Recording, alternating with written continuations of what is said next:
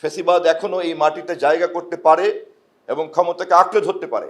স্বাধীনতা যুদ্ধের সেই চেতনা বাস্তবায়ন হয়নি বলেই কিন্তু 2024-এর জুলাইয়ে আবারও রক্ত দিতে হয়েছে।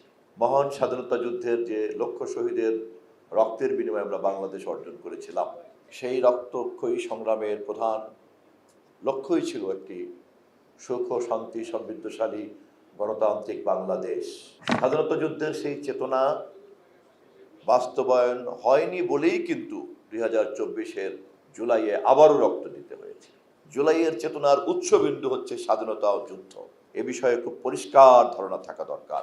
মহান স্বাধীনতা যুদ্ধের চেতনা যেমন অনির্বাণ, সে কারণেই যখনই অন্যায় আসে, যখনই রাষ্ট্রকে কোনো শাসক গোষ্ঠী জনগণের বিরুদ্ধে, জনগণের সেবাদানের বিপরীতে বরঞ্চ শোষণ করে, এমনকি রক্তাক্ত করে, খুন করে, জখম করে, গুম করে, তখন স্বাধীনতার সেই অনির্বাণ চেতনা উজ্জ্বলিত আকারে হাজির হয়।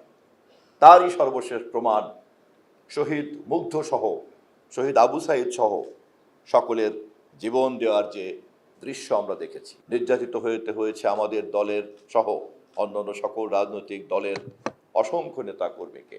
এই সংগ্রাম দীর্ঘ পথ পরিক্রমার সংগ্রাম। আমাদের মাতৃতুল্য নেত্রী দেশনেত্রী বেগম খালেদা জিয়াকে হেন কোনো অপমান নাই, হেন কোনো নির্যাতন নাই যা তাকে করা হয় নাই। সর্বশক্তিমান জুলাই অভ্যুত্থানের পর জনগণের ভালোবাসায় সিক্ত করে তিনি আমাদের কাছ থেকে বিদায় নিয়েছেন ভালোবাসার ফুল বিছানো পথ দিয়ে। আজ আমরা জুলাই এই শহীদকে স্মরণ করার সময় আমাদেরকে খুব স্পষ্টভাবে বুঝতে হবে, স্বাধীনতা যুদ্ধের পরে যুদ্ধের চেতনাকে প্রতিষ্ঠিত করার বদলে যারা যুদ্ধের প্রকল্পকে ব্যবসার প্রকল্প হিসাবে ব্যবহার করেছিলেন, আমরা জুলাইকে নিয়ে যেন তেমনি কোনো একটি লাভজনক প্রকল্পের কোনো উদ্যোক্তাকে দেখতে না পাই। স্বাধীনতা যুদ্ধের অনির্বাণ চেতনাই জুলাইয়ের চেতনার মধ্যে এখন নিহিত এবং ভবিষ্যতেও বাংলাদেশের রাজনৈতিক প্রক্রিয়াকে কথা স্মরণ রাখতে হবে।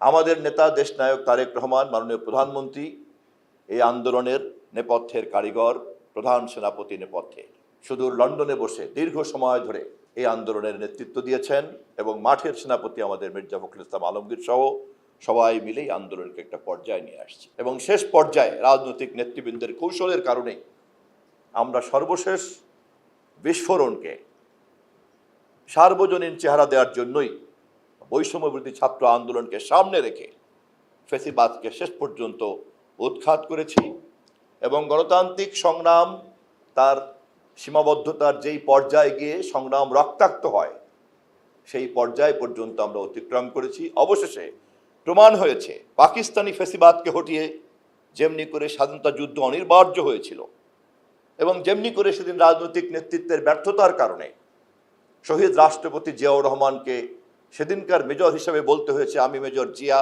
ডিক্লার ইন্ডিপেন্ডেন্স, উই রিভোল্ট, তেমনিভাবেই সেই চেতনার আলোকে আবার জুলাইতে যখন প্রমাণ হয়ে গেল স্বাধীন এই ভূখণ্ডে গণতান্ত্রিক চেতনা প্রতিষ্ঠিত হয়নি, ফ্যাসিবাদ এখনো এই মাটিতে জায়গা করতে পারে এবং ক্ষমতাকে আঁকড়ে ধরতে পারে, তখন এই প্রজন্মের মধ্যেই আবার সেই ৭১-এর মুক্তিযুদ্ধ স্বাধীনতা যুদ্ধের চেতনা টগবগ করে উঠেছিল। এটাই হচ্ছে জুলাইয়ের চেতনা। এর বাইরে জুলাইয়ের চেতনার কোনো ব্যাখ্যা বাংলাদেশ গ্রহণ করবে না, ইতিহাস গ্রহণ করবে না।